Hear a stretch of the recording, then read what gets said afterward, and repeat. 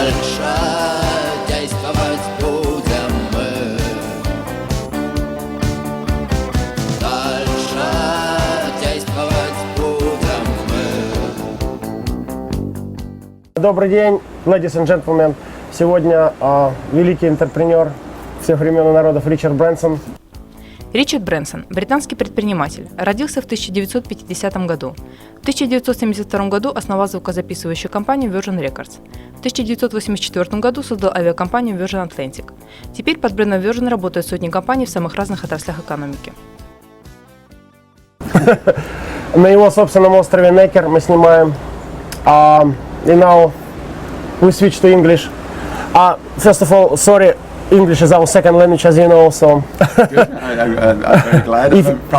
Russian was my second language. If you don't understand some of the questions, you can ask them. And again, we are at beautiful Neckker Island here with Rичард Брэнсон, who is the greatest, or one of the greatest entrepreneur ever. And we've got millions of requests from all of you asking me to interview Richard for this program. And finally, we are with Oleg here, and we are ready.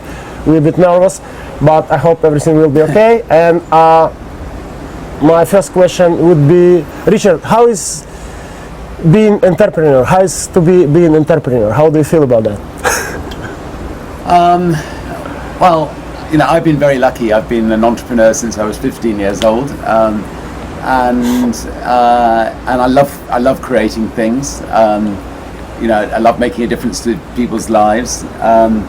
I love shaking up the big corporations, and I've had, you know, an absolute blast, you know, doing it, you know, ever since I was 15 years old.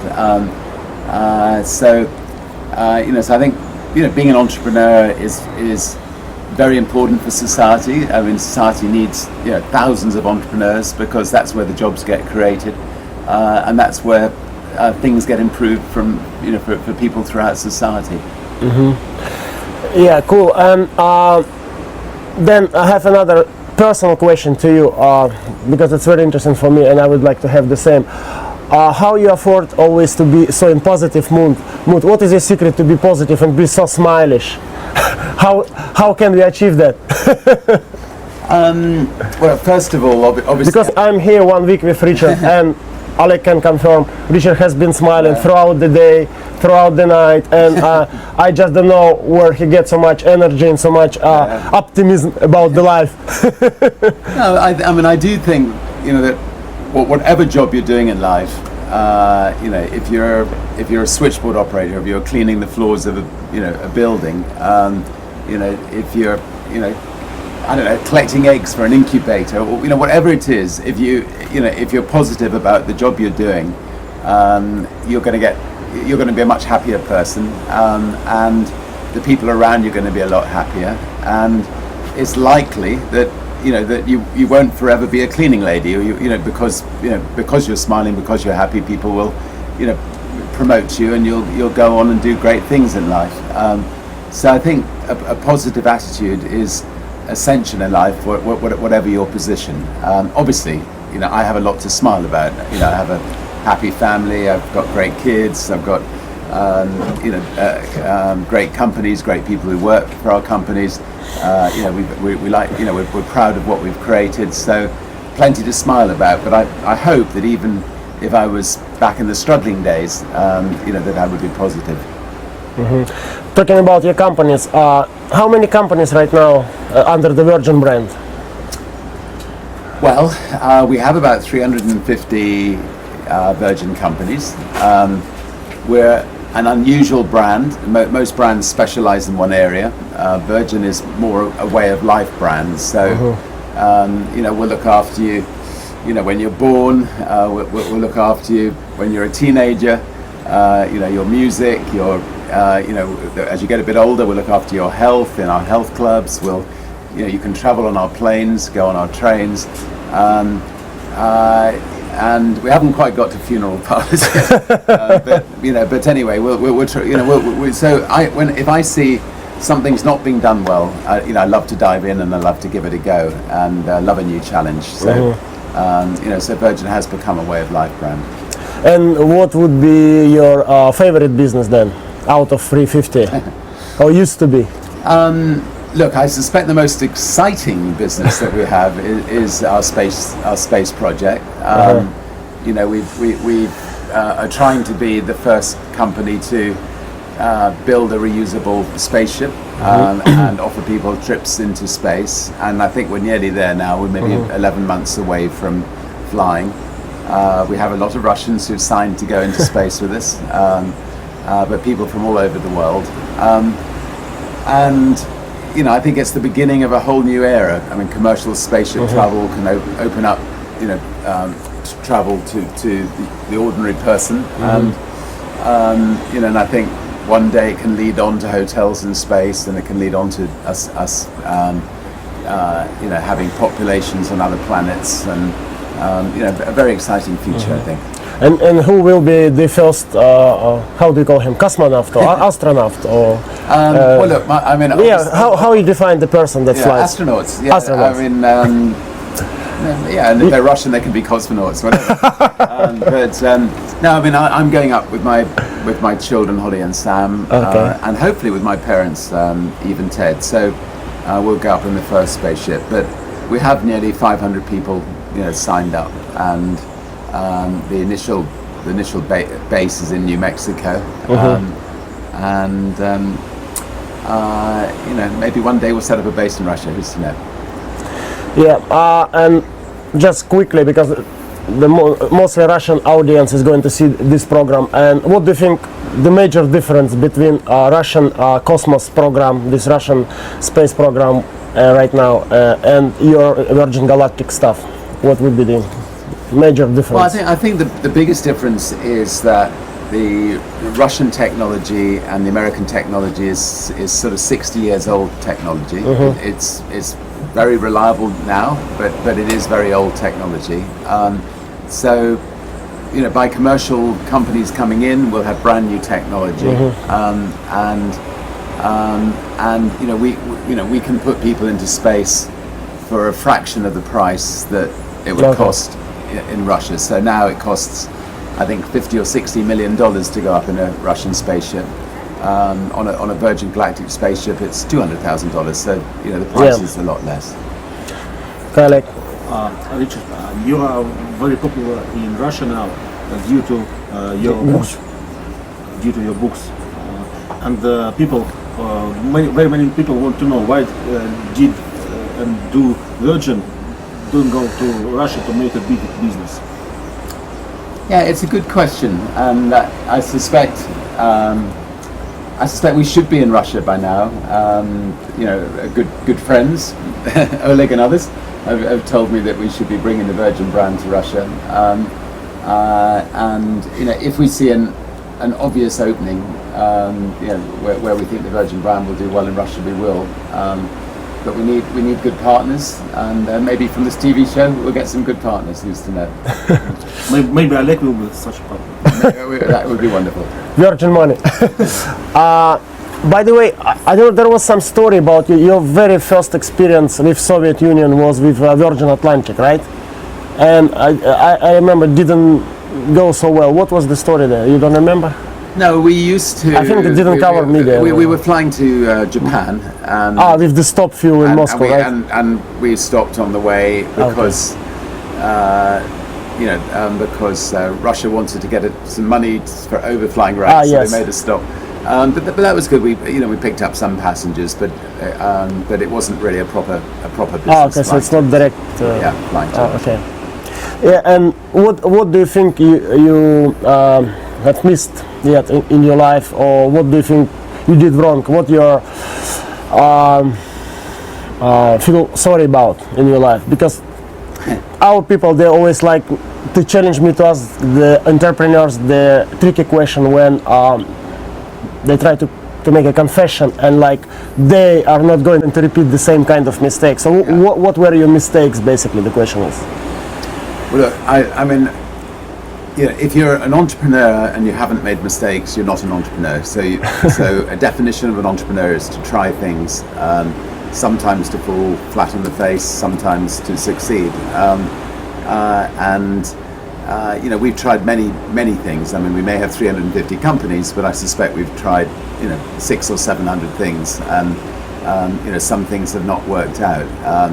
You know, we tried to take on Coca-Cola, and for about a year it looked like we were succeeding, and then, you know, they brought in the tanks and all their armies, and they, you know, basically squashed us. And But you started with the tank first. You came on the tank and the what's this square? we had So you started the war. we started the war, and they just had more. They had more artillery than us. And the reason we didn't succeed on that one was because our product was about the same as Coke. There wasn't anything exceptionally different.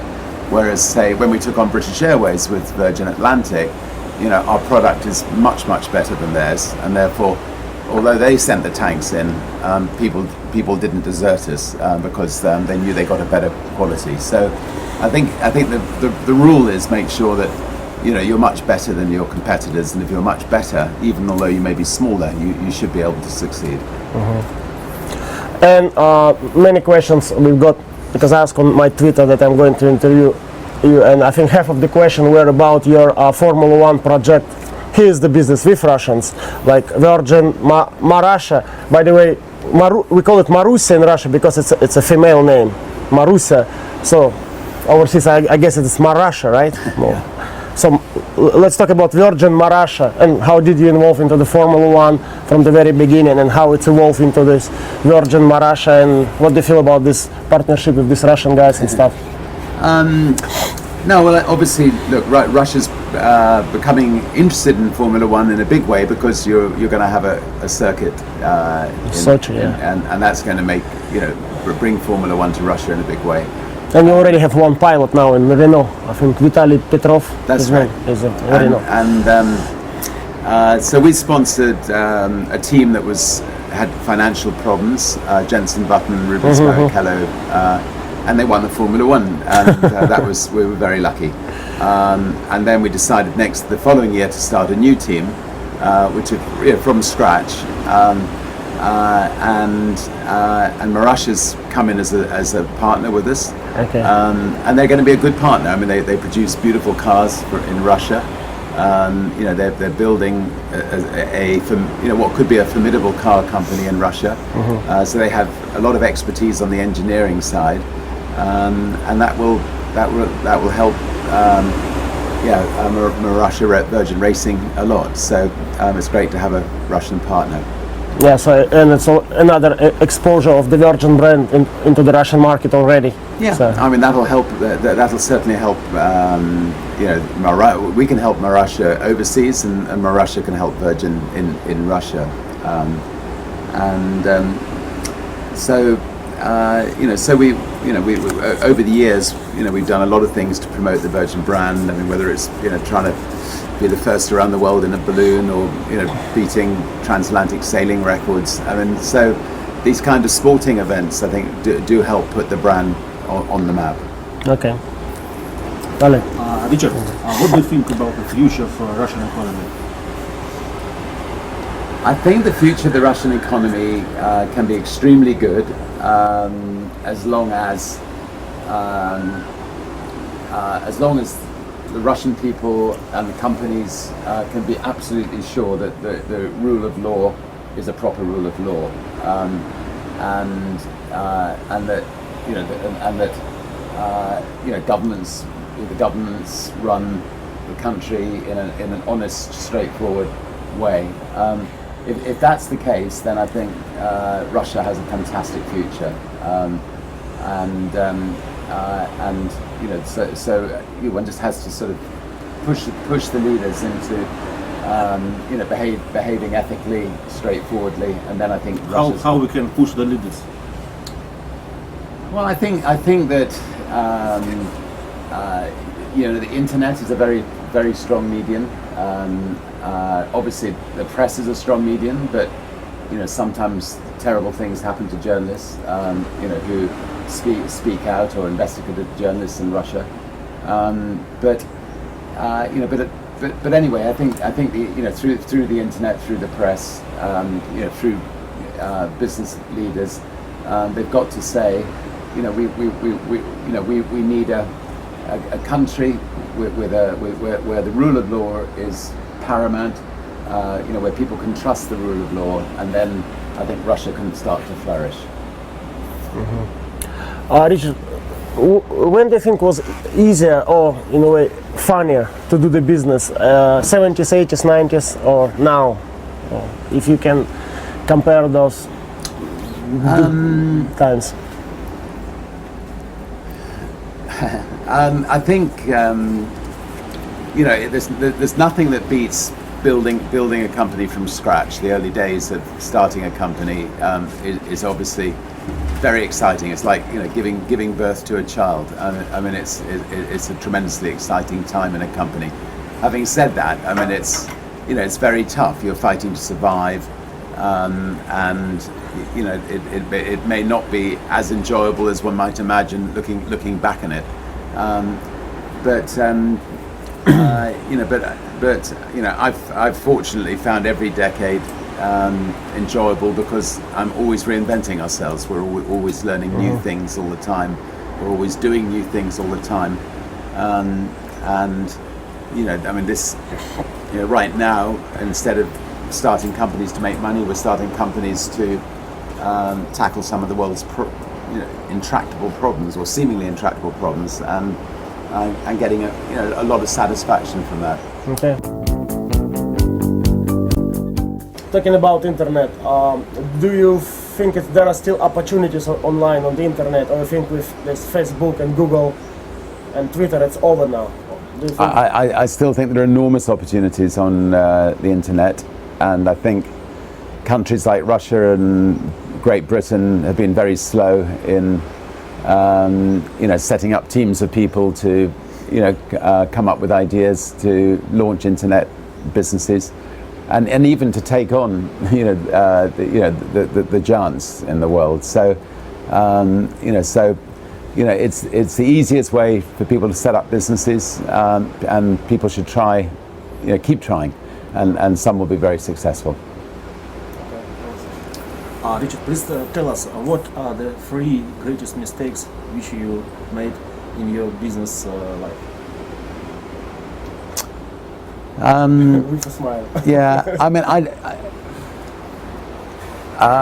you know, I honestly just don't think about mistakes, but let me see if I can try. I mean, I just like to, if I make a mistake, I put it behind me and I just move forward. But That's my approach, you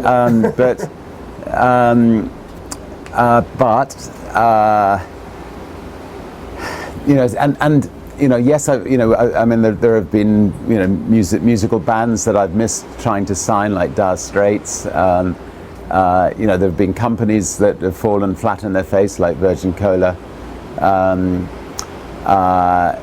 You know, but you know, that's just part of you know, being an entrepreneur. You're going to have these things happening all the time. So I don't really see them as mistakes. They're just you know, you know, if you're an entrepreneur, you know, that some things are not going to go right, some things are going to go right.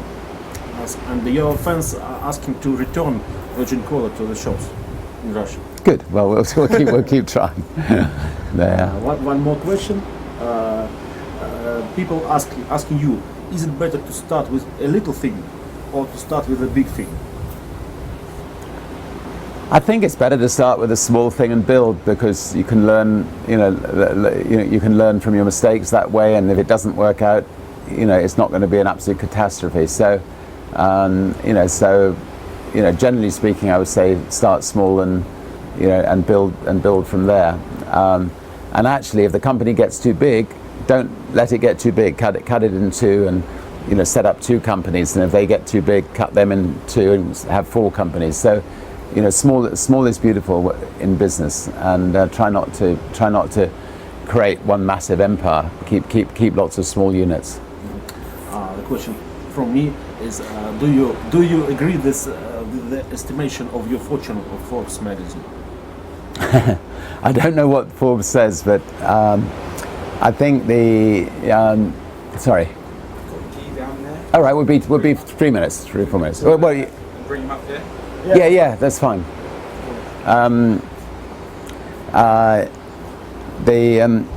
Yeah, I think that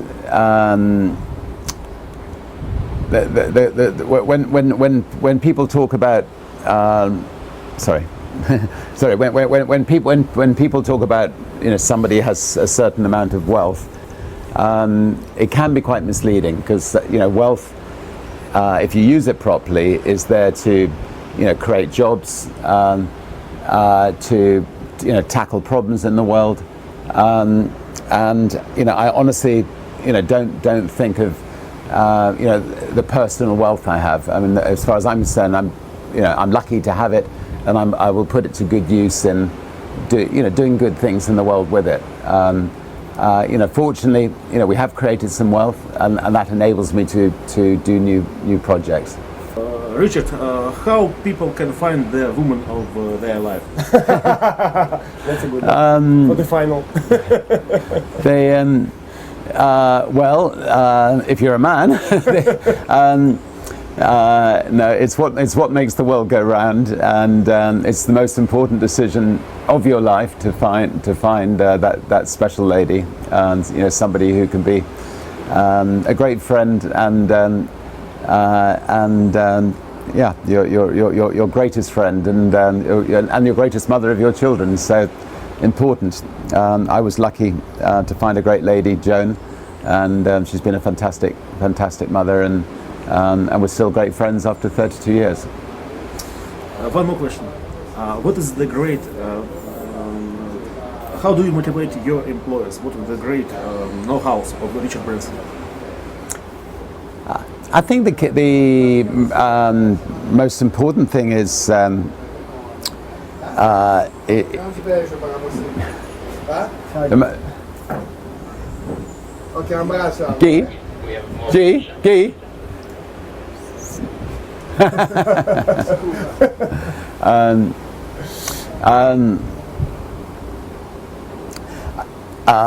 I mean, look, the key to motivating people is to look for the best in people,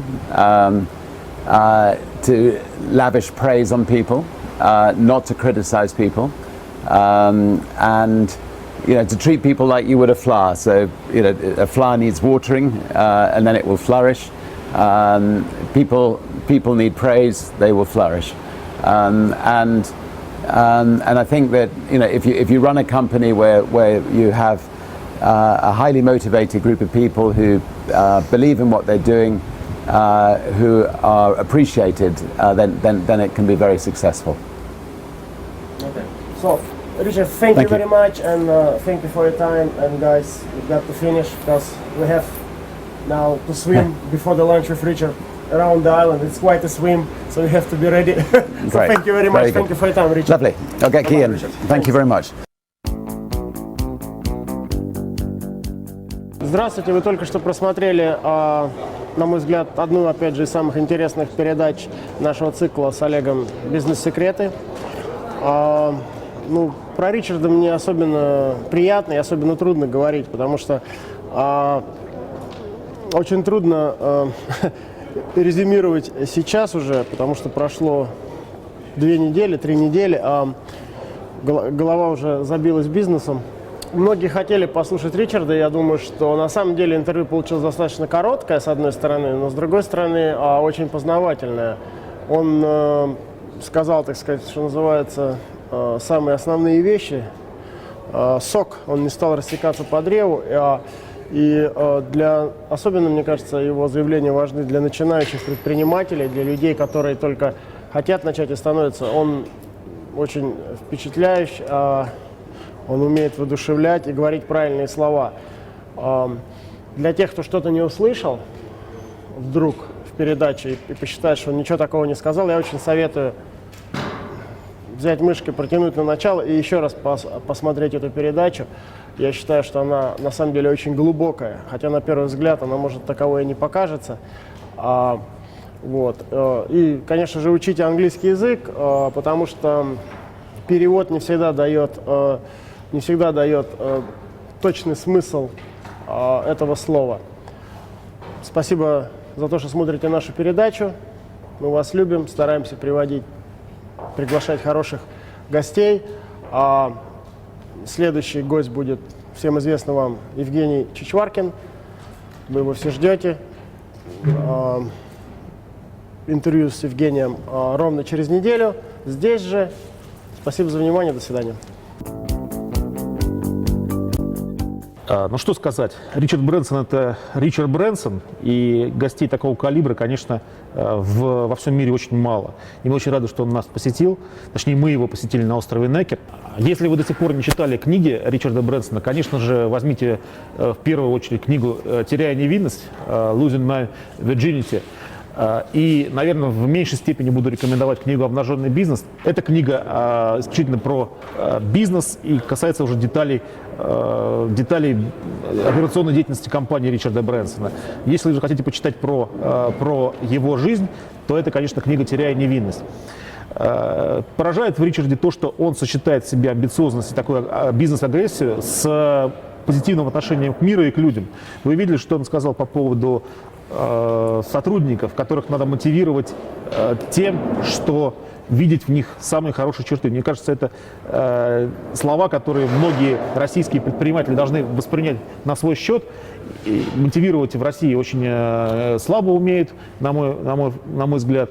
И люди должны понять, что действительно все люди разные, и правильно видеть лучшие черты в своих сотрудниках и развивать эти черты, чем прессовать людей и добиваться от них того, чего они в принципе не могут сделать.